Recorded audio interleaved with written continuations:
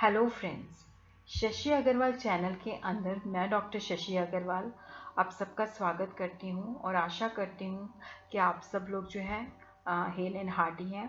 और आज का जो हमारा सब्जेक्ट है that is the financial management, और जिसके अंदर मेरा जो फोकस रहेगा बेसिकली जो फोकस रहेगा दैट विल बी ऑन दी, क्योंकि टॉपिक हमारा जो है टाइप ऑफ फिनांसिंग है, लेकिन इसके अंदर जो मेरा फोकस रहेगा that will be on the long term financing. What are the long term sources of finance, जिसके अंदर हम equity shares, preference shares, debentures, bonds के बारे में, इवन जो loan from financial institutions, venture capital, उन सब के बारे में हम स्टडी करेंगे। और इसको हम 3-4 पार्ट्स के अंदर स्टडी करेंगे। तो सबसे पहले क्या है कि इसके जो रिटन नोट्स हैं वो भी आपको बता दूँ। रिटन नोट्स जो है मैंने अपने ब्लॉग पे शेयर कर दिए हैं, और इसका जो लिंक है that will also I share in the description box. तो सबसे पहले हम देखते हैं कि देखो, जब हम बिज़नेस को सेटअप करते हैं, जब बिज़नेस को सेटअप किया जाता है तो हमें वहाँ पे 2 तरह की कैपिटल की रिक्वायरमेंट होती है। एक होता है कि हमें फिक्स एसेट के अंदर इन्वेस्ट करना पड़ता है जो हमारी प्रोडक्टिव कैपेसिटी को जनरेट करते हैं। अब देखो, मैंने बिज़नेस खोलना है तो मुझे उसके लिए बिल्डिंग भी चाहिए, प्लांट एंड मशीनरी भी चाहिए, फर्नीचर भी चाहिए, क्योंकि अगर मैं बिज़नेस को सेटअप करूँगी, उसके अंदर फिक्स एसेट के अंदर इन्वेस्टमेंट करूँगी, तभी उसकी प्रोडक्टिव कैपेसिटी जो है जनरेट होगी। और उसी तरह डे टू डे रनिंग के लिए भी मुझे शॉर्ट टर्म फंड्स की ज़रूरत होगी। तो जिससे क्या है, मुझे रॉ मटेरियल परचेज करना है, स्टॉक में रखना है, थोड़ा सा कैश भी अपने पास रखना है, अपने जो एम्प्लॉयज़ रखे हुए हैं उनको पेमेंट्स भी करनी है, मशीनों के अंदर ऑयल भी डालना है। तो मुझे फिक्स एसेट के अंदर भी इन्वेस्ट करना पड़ता है, और साथ के साथ वर्किंग कैपिटल के लिए भी अरेंजमेंट करनी पड़ती है। और इसके अंदर जो देखो, जब एक एग्जिस्टिंग कंपनी है उसको जो फंड चाहिए होते हैं, जो उसके फाइनेंशियल नीड्स हैं, long term, medium term and short term होती हैं। लॉन्ग टर्म के अंदर जो ड्यूरेशन होती है दैट इज़ 5 to 10 ईयर्स। जैसे मैंने आपको बताया कि हमने वहाँ पे अर्निंग कैपेसिटी जो है इन्हांस करनी है, क्योंकि अगर हम बिल्डिंग सेटअप करेंगे, उसके अंदर प्लांट एंड मशीनरी है, इवन जो वर्किंग कैपिटल का जो परमानेंट पार्ट है उसको भी हम लॉन्ग टर्म सोर्सेज से फिनांस करते हैं। मीडियम टर्म के अंदर क्या होता है कि ड्यूरेशन जो होती है 1 to 5 ईयर्स होती है। जैसे हमने एडवर्टीजमेंट किया तो इसको हम 3 ईयर्स के अंदर अमोर्टाइज करते हैं, 3 to 5 ईयर्स के अंदर। तो यहाँ पे जैसे क्योंकि इसका बेनिफिट जो होता है हमें काफ़ी ड्यूरेशन में मिलता है, तो ये डेफिड रेवेन्यू एक्सपेंसेस होते हैं। शॉर्ट टर्म, जैसे मैंने आपको बताया, डे टू डे रनिंग के लिए भी हमें पैसा रखने पड़ता है, जैसे कैश रखना पड़ता है अपने पास, cash in hand, cash in bank. कई बार क्या होता है कि जैसे हमने जो स्टॉक है उसको भी खरीद के रखना पड़ता है, और उसी तरह मशीनों के अंदर ऑयल डालने के लिए, सैलरी देने के लिए स्टाफ को चाहिए होती है। तो यहाँ पे हमें शॉर्ट टर्म के लिए जो है करंट एसेट के अंदर जो है इन्वेस्टमेंट करनी पड़ती है, और ये जो ड्यूरेशन होती है that is less than 1 year. उसी तरह हम देखते हैं कि what are the basic principle. देखो, जो बेसिक प्रिंसिपल्स हैं कि शॉर्ट टर्म की जो ज़रूरत है वो शॉर्ट टर्म से होनी चाहिए, जो लॉन्ग टर्म की है वो लॉन्ग टर्म से, जो मीडियम टर्म की है वो मीडियम टर्म से होनी चाहिए।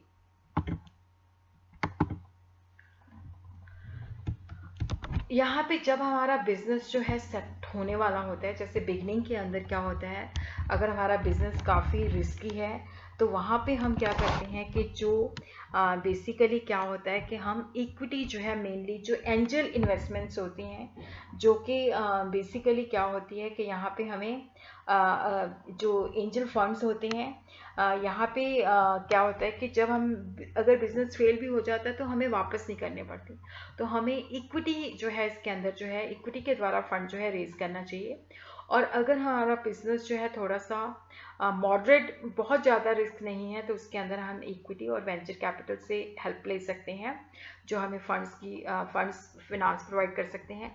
जब हमारा बिजनेस ग्रोइंग स्टेज में चला जाता है और जहाँ पे रिस्क जो होता है मॉडरेट टू लो लेवल का होता है, वहाँ पे हम डेट को इंट्रोड्यूस कर सकते हैं, प्राइवेट लोगों को इक्विटी प्लेस कर सकते हैं। और अगर हमारा बिजनेस जो है स्टेबल मोड में चला जाता है तो वहाँ पे हमें डेट का इस्तेमाल कर सकते हैं। So what are the sources of finance? Internal sources हो सकते हैं, एक्सटर्नल सोर्सेज हो सकते हैं। इंटरनल सोर्सेज जैसे कि हिंदी में हम कह सकते हैं अंदरूनी सोर्सेज हैं, और ये बाहर के सोर्सेज हैं। इंटरनल सोर्सेज जो होते हैं विद इन द ऑर्गेनाइजेशन, अगर एग्जिस्टिंग बिजनेस है तो जो बेसिकली जो बिजनेस अगर कंपनी फॉर्म है तो वहाँ पे रिटेन अर्निंग जो प्रॉफिट इन्होंने रखा हुआ है शेयर होल्डर को डिस्ट्रीब्यूट नहीं किया, तो जो अकोमुलेटेड प्रॉफिट जो पिछले सालों का है जो रखा हुआ है उसको बिजनेस के अंदर डाल सकते हैं। और उसी तरह अगर नया बिजनेस है तो जो प्रमोटर अपनी तरफ से कंट्रीब्यूट करता है। एक्सटर्नल सोर्सेज जो होते हैं शेयर कैपिटल, डेट और बोरोड कैपिटल। तो एक्सटर्नल सोर्सेज के अंदर हम इक्विटी शेयर इशू कर सकते हैं, प्रेफरेंस शेयर इशू कर सकते हैं, स्वेट इक्विटी शेयर इशू कर सकते हैं, या हम डिबेंचर इशू कर सकते हैं, या बॉन्ड्स इशू कर सकते हैं, या हम बैंक से लोन ले सकते हैं, या फाइनेंशियल इंस्टीट्यूशन से लोन ले सकते हैं। क्योंकि इस वीडियो के अंदर जो फोकस रहेगा that will be on the long term funds, long term sources जैसे शेयर कैपिटल है, प्रेफरेंस शेयर है। और उसी तरह क्या है कि यहाँ पे देखो, यहाँ पे शेयर कैपिटल है और यहाँ पे प्रेफरेंस शेयर है, रिटेन अर्निंग है, डिबेंचर्स है, लोन्स फ्रॉम फाइनेंशियल इंस्टीट्यूशंस है, लोन फ्रॉम कमर्शियल बैंक्स है, वेंचर कैपिटल फाइनेंसिंग है, एसेट सिक्योरिटाइजेशन है, इंटरनेशनल फाइनेंसिंग है। तो इक्विटी शेयर जिसको हम ऑर्डिनरी शेयर भी कहते हैं, जनरली देखो जो लोगों ने इक्विटी शेयर परचेज किया होता है वो इसके लीगल ऑनर्स होते हैं, बट ऑनरशिप और मैनेजमेंट सेपरेट हैंड्स में होती है। ऑनर जो होते हैं पूरे स्प्रेड ओवर होते हैं इंडिया के अंदर, तो वहाँ पे वो बोर्ड ऑफ डायरेक्टर्स को इलेक्ट करते हैं जो कंपनी को मैनेज करते हैं। और यहाँ पे जो इसको वेरिएबल इनकम सिक्योरिटी भी कह सकते हैं क्योंकि इनकी इनकम वेरी करती है।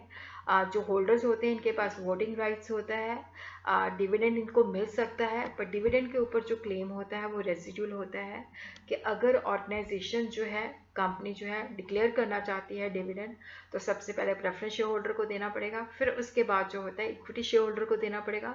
अगर कल को कंपनी वाइंड अप होती है तो वहाँ पे भी क्या होता है कि इनका जो क्लेम होता है रेजिडुअल होता है, क्योंकि वहाँ पे भी क्या होता है कि सबका क्लेम चुका के फिर उसके बाद अगर कुछ बच जाता है तो इक्विटी शेयर होल्डर को दिया जाता है।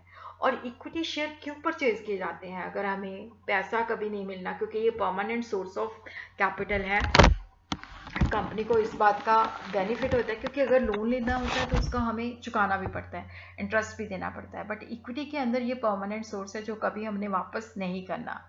और यहाँ पे तो क्वेश्चन ये होता है कि क्यों इन्वेस्टर परचेज करते हैं? मैंने 10 रुपये का शेयर परचेज किया तो वो 100 भी हो सकता है, 200 भी हो सकता है।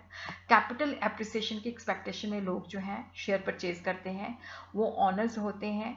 और यहाँ पे उनको डिविडेंड जो होता है बाकी लोगों का जो जैसे प्रेफरेंस शेयर होल्डर्स हैं उनका जो डिविडेंड, उनको डिविडेंड दे के बाद में जो है इनको डिविडेंड दिया जाता है। और यहाँ पे जो इक्विटी शेयर होल्डर को डिविडेंड दिया जाता है वो डिडक्टेबल एक्सपेंस नहीं होता है, that is not a charge against profit. क्योंकि यहाँ पे क्या होता है कि ऑर्गेनाइजेशन के पास जो नेट प्रॉफिट आफ्टर टैक्स होता है उसके बाद जो है उसको प्रेफरेंस शेयर होल्डर को दिया जाता है, उसके बाद जो होता है इक्विटी शेयर होल्डर को दिया जाता है। तो इसे just a appropriation of the profit. Even अगर वाइंड अप होती है तो उसके अंदर भी इनका जो क्लेम होता है रेजिडुअल होता है, क्योंकि उसके अंदर भी क्या होता है कि सबसे पहले अगर गवर्नमेंट का कोई टैक्स है या कोई वर्कर्स का ड्यू है या सिक्योर्ड क्रेडिटर्स हैं, अनसिक्योर्ड क्रेडिटर्स हैं, प्रेफरेंस शेयर्स हैं, इन सब का चुका के जो बचता है उसके बाद जो है इनको वाइंडिंग अप के अंदर कुछ बचता है तो दिया जाता है। इनका क्लेम जो होता है वो रेजिड्यूल होता है। और उसी तरह ही हम देखते हैं कि जो इक्विटी की कॉस्ट है वो हाईएस्ट होती है। वो इसलिए हाईएस्ट होती है क्योंकि यहाँ पे क्या होता है कि जैसे हमें लगता है कि डिविडेंड तो देना ज़रूरी नहीं है, बट ऑर्गेनाइजेशन को डिविडेंड इसलिए देना पड़ता है क्योंकि कल को अगर और फंड्स की आवश्यकता है और इक्विटी लेके आना चाहती है तो डेफिनेटली वहाँ पे उनको जो है डिविडेंड देना पड़ता है। तो cost of equity as compare to, क्योंकि ये एप्रोप्रिएशन ऑफ प्रॉफिट है, डिडक्टेबल एक्सपेंस नहीं है, तो इसकी कॉस्ट जो होती है हाईएस्ट होती है। और उसी तरह ऑर्डिनरी शेयर कैपिटल जो है, जो दूसरे जो लोन वगैरह प्रोवाइड करते हैं उनके लिए ये सिक्योरिटी का काम होता है, क्योंकि लोन सैंक्शन करने से पहले वो देखते हैं कि शेयर होल्डर का हिस्सा कितना है, डेट इक्विटी रेशो कितना है। तो इक्विटी फाइनेंसिंग के बेनिफिट क्या है, नुकसान क्या है? एक तो परमानेंट कैपिटल है, क्योंकि इक्विटी से क्या होता है कि हमें लोन सैंक्शन हो जाता है क्योंकि ऑनर्स ने हिस्सा डाला हुआ है। और यहाँ पे डिविडेंड देना भी ऑर्गेनाइजेशन की कोई हेडेक नहीं है, सिरदर्दी नहीं है, कोई कंपल्सरी नहीं है। और यहाँ पे ये फर्दर भी जो है इक्विटी के द्वारा फंड्स रेज कर सकती हैं, बट इसकी कॉस्ट हाई होती है और इक्विटी के अंदर जो है रिस्क भी बहुत ज़्यादा होता है। और उसी तरह क्या होता है कि जब फर्दर इक्विटी रेज किया जाता है तो यहाँ पे अर्निंग जो है डिल्यूट हो जाए। बेसिकली क्या होता है कि देखो, अगर कंपनी दोबारा से फंड्स लेना चाहती है तो दोबारा इक्विटी रेज करती है, तो दूसरे लोग शेयर होल्डर बन जाते हैं, तो अर्निंग पर शेयर जो है कम हो जाती है, ऑनरशिप का कंट्रोल भी कम हो जाता है। और उसी तरह इक्विटी के अंदर रिस्क भी होता है कि कल को ये पैसा जो है कभी भी इन्वेस्टर को वापस नहीं करना होता, तो इसके अंदर जो है रिस्क एलिमेंट जो है होता है। प्रेफरेंस शेयर जो होते हैं स्पेशल काइंड ऑफ शेयर्स होते हैं। यहाँ पे जो प्रेफरेंस शेयर्स होते हैं they are preferred over equity. अगर कंपनी ने डिविडेंड देना है तो सबसे पहले प्रेफरेंस शेयर को देगी, उसके बाद इक्विटी शेयर होल्डर्स को दिया जाएगा। The holder of such share enjoy priority both as regard to repayment of fixed amount of dividend, क्योंकि इनको फिक्स रेट ऑफ डिविडेंड मिलता है। और उसी तरह जब कंपनी वाइंड अप होती है तो कंपनी के पास अगर फंड्स बचते हैं तो पहले प्रेफरेंस शेयर को दिया जाता है, फिर उसके बाद इक्विटी शेयर होल्डर्स को। जो प्रेफरेंस शेयर कैपिटल है इसके अंदर हाइब्रिड है, इक्विटी के भी फीचर्स हैं और डिबेंचर्स के भी हैं। इक्विटी के अंदर क्या है कि देखो, यहाँ पे भी क्या होता है कि जैसे किसी ने डेट लिया है, अगर डेट ना चुकाए तो वो कंपनी के ऊपर जो है इंसॉल्वेंसी की प्रोसीडिंग कर सकते हैं। पर यहाँ पे ऐसा कुछ नहीं है कि अगर आपको डिविडेंड नहीं दिया तो आप इंसॉल्वेंसी की प्रोसीडिंग शुरू नहीं कर सकती। और यहाँ पे भी जो प्रेफरेंस शेयर होल्डर को हमने डिविडेंड देना है नेट प्रॉफिट आफ्टर टैक्स, तो ये भी क्या है जो है चार्ज अगेंस्ट प्रॉफिट नहीं है। उसी तरह हम देखते हैं कि डिविडेंड जो प्रेफरेंस शेयर है डिबेंचर्स को कैसे है। जैसे डिबेंचर्स के ऊपर क्या होता है कि रेट ऑफ इंटरेस्ट फिक्स होता है, इसी तरह यहाँ पे भी डिविडेंड रेट फिक्स्ड होता है। डिबेंचर होल्डर के पास भी क्या होता है, वोटिंग राइट नहीं होता है। इनके पास भी एक्सेप्शनल सर्कमस्टांसेस जहाँ पे इनके राइट्स इफेक्ट होते हैं वहाँ पे होता है। और उसी तरह ये रेजिडुअल अर्निंग के अंदर शेयर नहीं कर सकते। और उसी तरह क्या होता है कि इनका जो क्लेम होता है इक्विटी शेयर होल्डर से पहले होता है, और इनके पास भी वोटिंग राइट जो होती है एक्सेप्शनल सर्कमस्टांसेस के अंदर होती है। और जो प्रेफरेंस शेयर्स हैं देखो, ये पब्लिक इशू के द्वारा भी रेज किए जा सकते हैं। और जनरली जो ये होते हैं ये क्यूमुलेटिव होते हैं, इसका मतलब होता है नॉन क्यूमुलेटिव भी हो सकते हैं। जनरली ये क्यूमुलेटिव होते हैं कि अगर मान लो इस साल डिविडेंड नहीं पे किया, अगले साल पे करना है तो आपको पिछला बकाया भी मिलेगा। और रेट ऑफ डिविडेंड जो होता है डेट के मुकाबले में ज़्यादा हायर होता है। और यहाँ पे कुछ रिडीमेबल अगर प्रेफरेंस शेयर्स हैं तो उनको स्टिपुलेशन पीरियड जब खत्म होता है तो रिडीम करना पड़ता है। और उसी तरह एक्सेप्शनल सर्कमस्टांसेस के अंदर इनके पास जो इनके प्रेफरेंस शेयर होल्डर्स के राइट्स को अफेक्ट करते हैं जो मैटर, तो वहाँ पे ये वोटिंग राइट भी एक्सरसाइज कर सकते हैं। रिडीमेबल प्रेफरेंस शेयर होते हैं जो कुछ समय के बाद जो है रिडीम करने होते हैं। इरिडीमेबल जो है परमानेंट होते हैं। क्यूमुलेटिव जो होते हैं जिनके अंदर अगर जैसे मान लो आपको 2 सालों का डिविडेंड नहीं दिया गया, तीसरे साल डिविडेंड दिया जाता है तो आपको 2 सालों का बकाया भी मिलेगा। नॉन क्यूमुलेटिव के अंदर अगर आपको 2 साल के अंदर डिक्लेयर नहीं हुआ, 3rd ईयर हुआ है तो 3rd ईयर का ही डिविडेंड मिलेगा। पार्टिसिपेटिव प्रेफरेंस शेयर जो होते हैं जो कि प्रॉफिट्स के अंदर भी पार्टिसिपेट करते हैं, उनको फिक्स रेट डिविडेंड भी मिलता है, साथ में प्रॉफिट के अंदर भी हिस्सा मिलता है। और नॉन पार्टिसिपेटिव होते हैं जिनको फिक्स रेट ऑफ डिविडेंड मिलता है। कन्वर्टिबल प्रेफरेंस शेयर जो होते हैं कुछ समय के बाद जिनको इक्विटी के अंदर कन्वर्ट कर दिया जाता है। नॉन कन्वर्टिबल होते हैं जिनको इक्विटी के अंदर कन्वर्ट नहीं किया जाता। तो प्रेफरेंस शेयर के अंदर देखो फ्लेक्सिबिलिटी है क्योंकि यहाँ पे फिक्स रेट ऑफ डिविडेंड है, कंपनी के ऊपर जो है लेस बर्डन है। और इसके अंदर क्या है कि देखो, जब इक्विटी के साथ प्रेफरेंस शेयर को इशू किया जाता है तो ट्रेडिंग ऑन इक्विटी है, वहाँ पे जो ऑनर का कंट्रोल है वो डाइल्यूट नहीं होता, अर्निंग पर शेयर को मैग्नीफाई कर सकते हैं। और यहाँ पे वोटिंग राइट भी जो होता है प्रेफरेंस शेयर को लिमिटेड होता है। और उसी तरह इसके जो डिसएडवांटेजेस हैं कि यहाँ पे जो डिविडेंड पे किया जाता है वो चार्ज अगेंस्ट प्रॉफिट नहीं होता। और यहाँ पे भी क्या होता है fix rate of dividend, even cumulative है तो ज़्यादा बर्डन हो जाता है। और उसी तरह रिटेन अर्निंग होती है कि जैसे एक ऑर्गेनाइजेशन है उसको काफ़ी साल हो गए हैं तो जो उसका प्रॉफिट है, क्योंकि कंपनी के अंदर क्या होता है कि प्रॉफिट होता है तो कुछ हिस्सा रिटेन किया जाता है, कुछ हिस्सा शेयर होल्डर को दिया जाता है डिविडेंड के फॉर्म में। तो जो हिस्सा नहीं दिया जाता है that is called retain earning. तो इसको वापस बिजनेस के अंदर जैसे हमने मॉडर्नाइजेशन करना है या रिप्लेस करना है तो इसको बिजनेस के अंदर जो है पैसा वापस लगा दिया जाता है। और ये जो पैसा होता है ऑर्डिनरी शेयर होल्डर का ही होता है, इससे कंपनी की नेटवर्थ इंक्रीज होती है और हमें बाहर से अरेंज नहीं करना पड़ता, कोई रिस्क नहीं होता। और यहाँ पे जब रिटेन अर्निंग से हम फंडिंग करते हैं तो कोई कंट्रोल भी जो है डिल्यूट नहीं होता। और उसी तरह ही हम देखते हैं कि डिबेंचर जो है देखो यहाँ पे बेसिकली जो है, यहाँ पे मैं इसको डिबेंचर लिख देती हूँ। देखो अब जैसे कंपनी को फंड्स चाहिए, ठीक है, तो वहाँ पे क्योंकि अगर हम इक्विटी के साथ डेट का इस्तेमाल करते हैं तो उससे अर्निंग पर शेयर इन्हांस हो जाती है, क्योंकि जो डिबेंचर्स के ऊपर रेट ऑफ इंटरेस्ट दिया जाता है चाहे वो मैंडेटरी होता है, बट ओवरऑल हमें जो है वो चीपर पड़ता है as compare to equity and preference shares. If a company needs funds for expansion and development purpose without increasing the share capital, it can borrow from the general public by issuing certificate for a fixed period of time and fixed period of time और fix date of interest के अंदर जो certificate दिया जाता है, जो कि acknowledgement of date होती है कि हाँ कंपनी ने डेट लिया है, तो वो डिबेंचर होता है। डिबेंचर जो होते हैं कॉमन सील के अंदर जो है इशू किए जाते हैं कि यहाँ पे हमने जो है पैसा रिसीव किया है।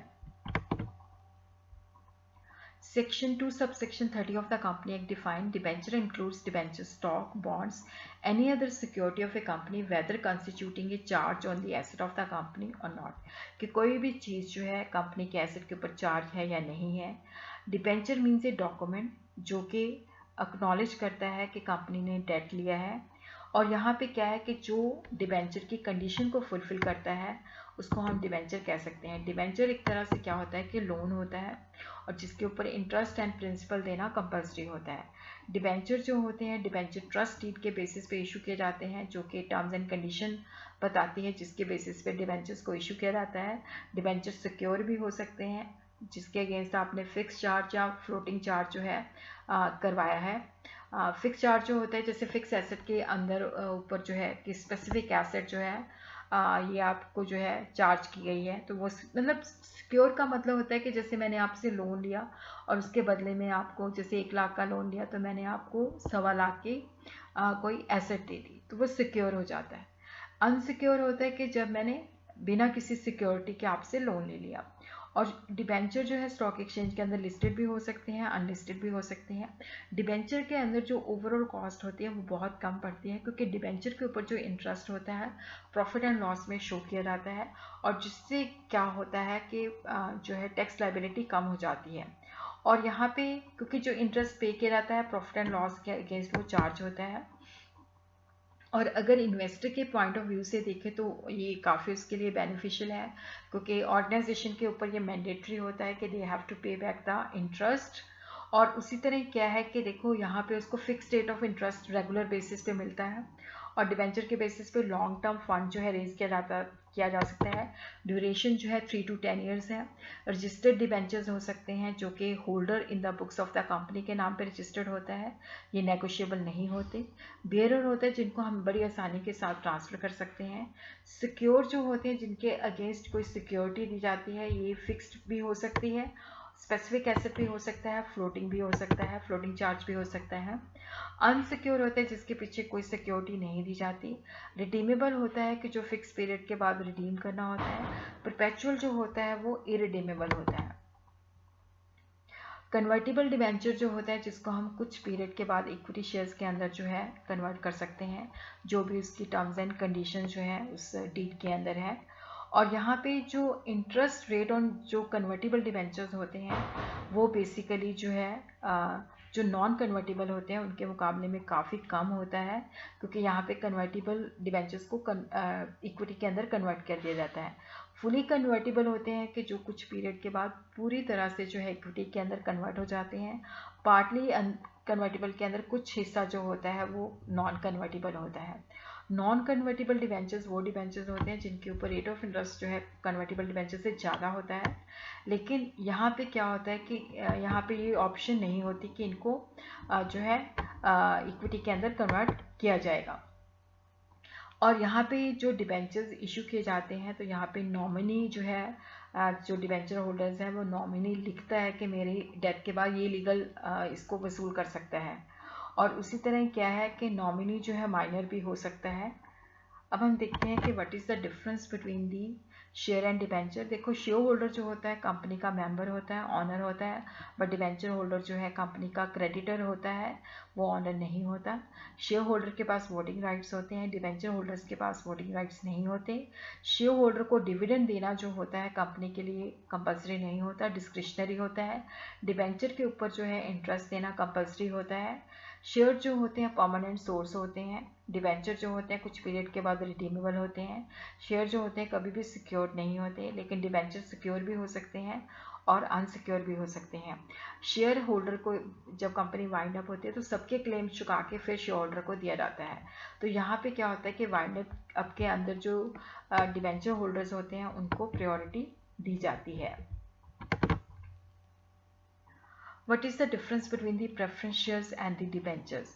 देखो प्रेफरेंस शेयर जो है स्पेशल काइंड ऑफ शेयर्स हैं। तो यहाँ पे भी क्या होता है, जो डिबेंचर एक तरह से लोन होता है जो रीज किया जाता है, लॉन्ग टर्म ड्यूरेशन होती है, और यहाँ पे जो डिबेंचर्स के ऊपर इंटरेस्ट होता है वो कंपल्सरी होता है, जो देना ही पड़ता है, और ये प्रॉफिट के अगेंस्ट चार्ज होते हैं। और उसी तरह ही जो इक्विटी शेयर्स, जो प्रेफरेंस शेयर्स हैं, they are preferred over equity. तो यहाँ पे क्या होता है कि डिबेंचर होल्डर को पहले इंटरेस्ट दिया जाता है, उसके बाद जो नेट प्रॉफिट के ऊपर टैक्स दे के उसके बाद अगर डिविडेंड डिक्लेयर करना है तो पहले प्रेफरेंस शेयर होल्डर को दिया जाता है। जो प्रेफरेंस शेयर है इसके अंदर कुछ फीचर इक्विटी के भी होते हैं, कुछ फीचर जो होते हैं डेट के भी होते हैं। और ये जो बेसिकली डिबेंचर्स हैं इसके ऊपर फिक्स्ड इंटरेस्ट होता है, ये प्रॉफिट एंड लॉस के अंदर डिडक्टेबल एक्सपेंस होता है, और यहाँ पे लॉन्गर ड्यूरेशन के लिए क्या है कि फंड जो है रेज किए जाते हैं।